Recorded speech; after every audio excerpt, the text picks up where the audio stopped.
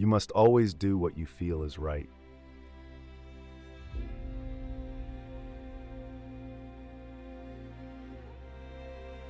I was all about my thoughts, my work, my inspiration. I was always in hair.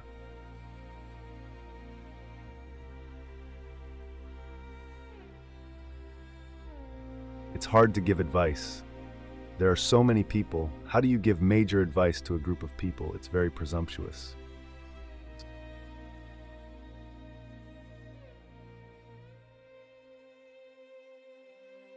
I just consider being one of the luckiest people, in the sense that creativity came to me and it flowed.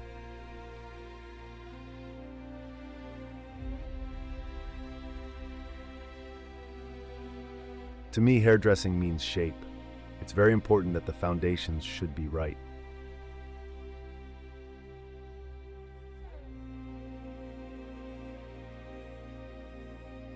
The only place where success comes before work is in the dictionary.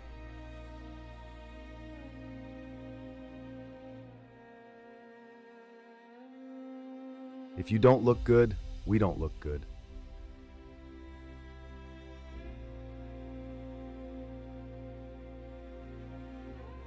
It was my mother's idea. Her feeling was that I didn't have the intelligence to pick a trade myself.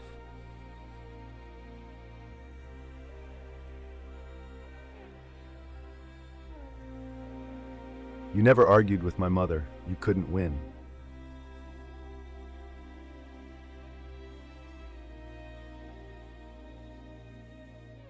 I don't sort of sit in a chair and pompously feel proud of myself about all the things we might have accomplished.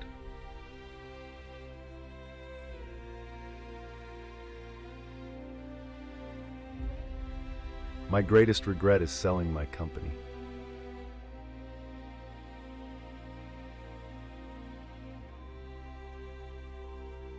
We learned to put discipline in the haircuts by using actual geometry, actual architectural shapes, and bone structure. The cut had to be perfect and layered beautifully, so that when a woman shook it, it just fell back in.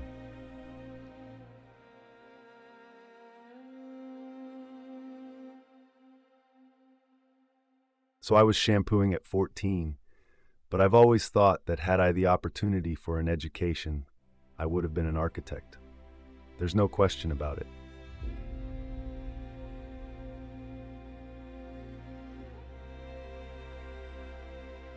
If you just do something, then you're a 5-year wonder, and goodbye, you're gone. But if people feel it's worthwhile, not only do they copy, but they want to learn how to do it, Havern. To me, that's what it's all about. If someone were to ask me, what's the number one thing in essence that you left behind? It was the teaching of others so that they could take my work and take it further.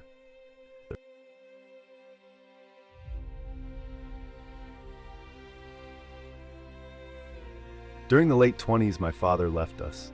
My mother was in a complete hole with no money, and we were evicted.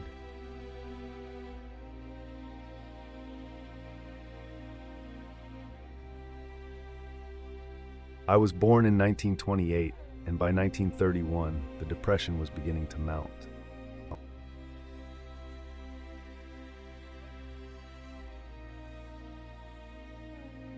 I came home after a year, and although my profession was only hairdressing, I knew I could change it.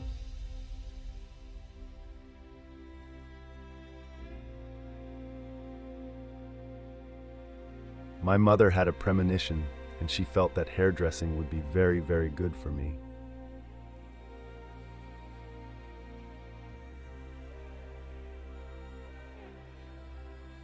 Hairdressing in general hasn't been given the kudos it deserves. It's not recognized by enough people as a worthy craft.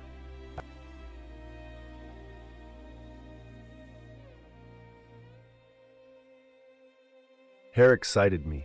As the old ways, backcombing, rollers, and rigidity went out of the window, I started to feel the possibilities in front of my eyes.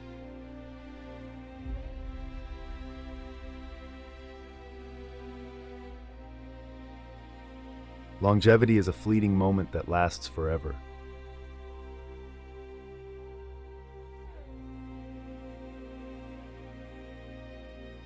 Like most ghetto kids, I knew it was important to be somebody, so I became a good soccer player because excelling at a sport seemed to make you special.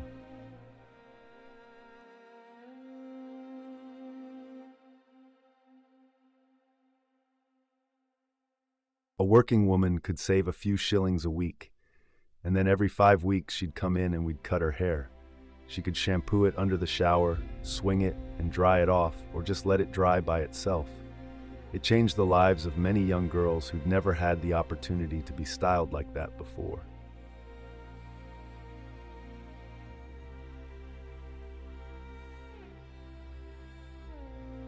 Women were going back to work. They were assuming their own power. They didn't have time to sit under the dryer.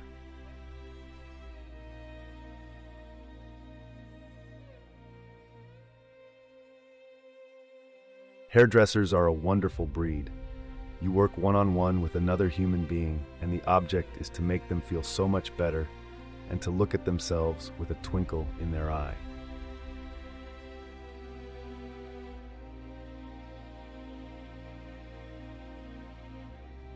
Everything about morality and obligations I owe to football.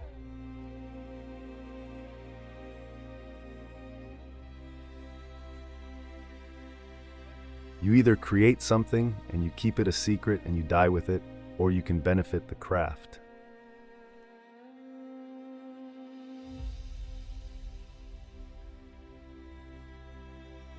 For 9 years I worked to change what was hairdressing then into a geometric art form with color, perm, without setting, which had never been done before.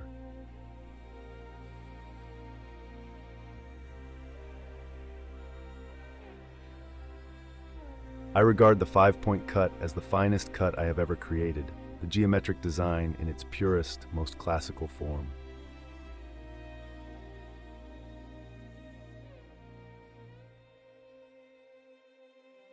If you have a sense of style and purpose and you don't want to compromise.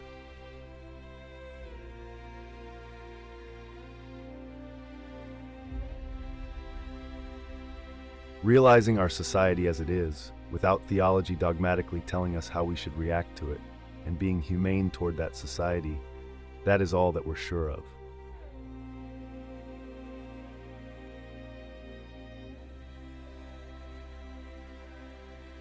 I got a telegraph from my mother who said that my stepfather had had a heart attack, come home and earn a living. So I went back to England, and the only thing I knew to earn any cash was through hairdressing.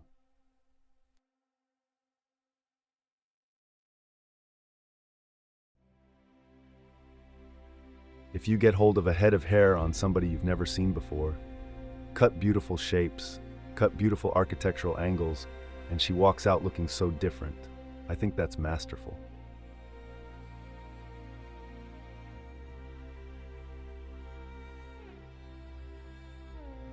When I was about 10, I ran away to see my father. He couldn't have cared less. He just took me back as soon as he could.